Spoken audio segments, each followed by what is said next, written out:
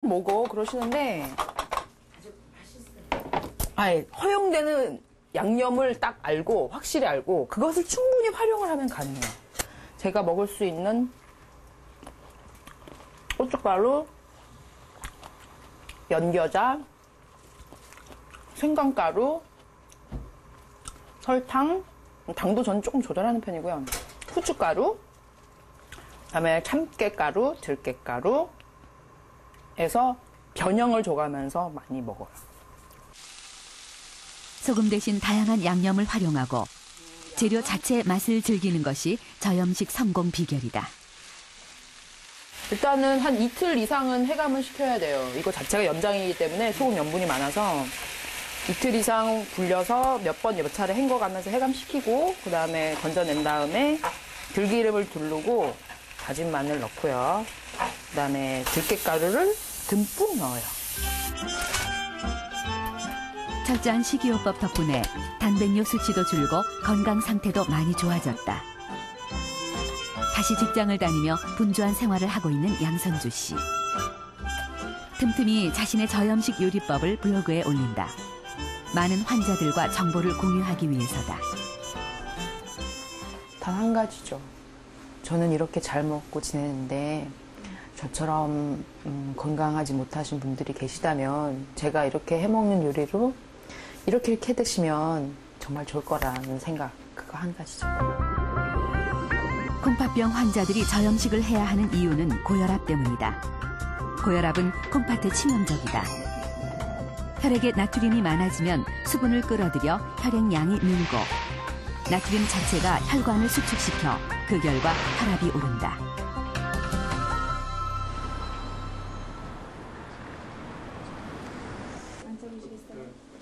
당뇨병으로 말기 신부전에 이른 박병립 씨. 철저한 자기관리로 일반적인 투석 환자보다 투석 횟수가 적다.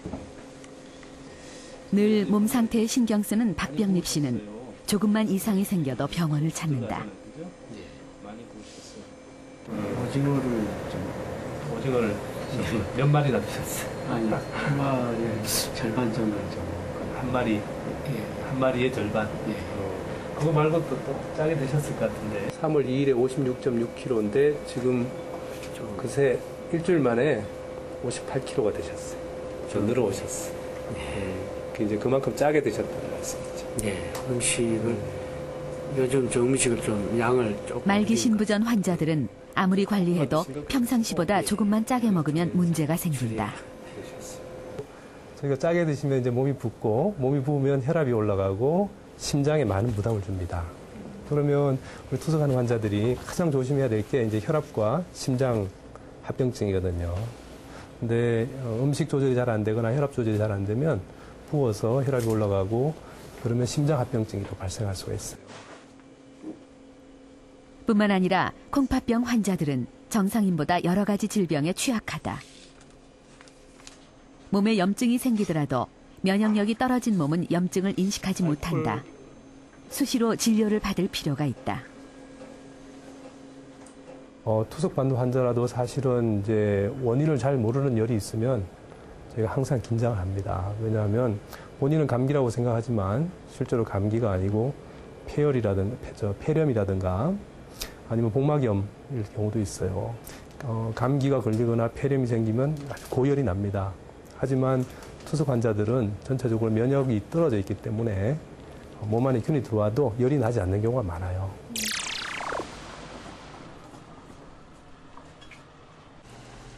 혈액 투석을 받고 있는 이경자 씨. 딸기 손질이 한창이다. 잼을 만들기 위해서다. 딸기를요, 과일을 잘 못 먹으니까 제가 딸기나 사과나 뭐 이런 거를 잼을 좀 자주 만들어서 그 투석 환자들이 항상 열량이 부족하다 그래요. 그래서 열량 보충을 좀 잘 해줘야 된다고 그러거든요. 열량이 떨어지면 막 기운도 떨어지고 이러니까. 그래서 요거를 잼을 이제 만들어 놔요. 혈액 투석을 받는 환자들은 음식을 마음껏 먹을 수 없다. 이경자 씨는 과일잼으로 부족한 열량을 보충한다. 일반적으로 건강에 좋은 채소, 과일이 만성 콩팥병 환자에겐 해로울 수 있다. 칼륨이 들어있기 때문이다. 시금치는 이렇게 삶아주시고 이제 당근하고 버섯도 한번 삶아내요. 그러면서 칼륨을 좀 줄이거든요. 칼륨은 심장에 무리를 주고 요독증을 일으킬 위험이 있다. 그래서 채소를 먹을 땐 물에 충분히 담가 칼륨을 빼줘야 한다. 저염식 또한 혈액투석 환자들이 기본으로 지켜야 한다. 이경자 씨는 간장이나 소금 중 한 가지를 소량으로 넣어 나트륨 섭취를 최소화시킨다. 그렇게 공을 들여 차려진 밥상. 마지막으로 이경자 씨는 단백질 섭취에 신경을 쓴다. 병원에서는 이렇게 얘기해요. 생선이나 고기를 하루에 40g씩 꼭 먹어라 이렇게 얘기를 해요. 근데 그 매일 다 못 먹거든요. 저 같은 경우는 동태를 떠다가 동태전을 만들어서 몇 개씩 이렇게 그냥 단백질 보충이라 그러나요?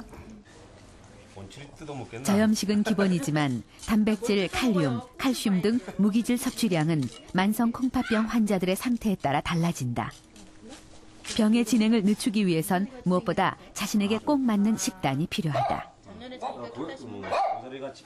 근데 이제 제일 중요한 거는 나한테 그게 맞느냐 하는 내용이 되겠어요. 그래서 언제든지 식사요법이나 이런 거 할 때는 담당 선생님이나 이제 의료사 선생님을 찾아서 내가 먹고 있는 단백질이 적당합니까? 또는 내가 먹고 있는 소금이 적당합니까? 하는 걸 꼭 확인하는 습관을 들이는 게 좋습니다. 20대 성인의 콩팥과 80대 노인의 콩팥입니다. 20대에 비해서 80대 노인의 콩팥 조직은 훨씬 더 얇아져 있습니다.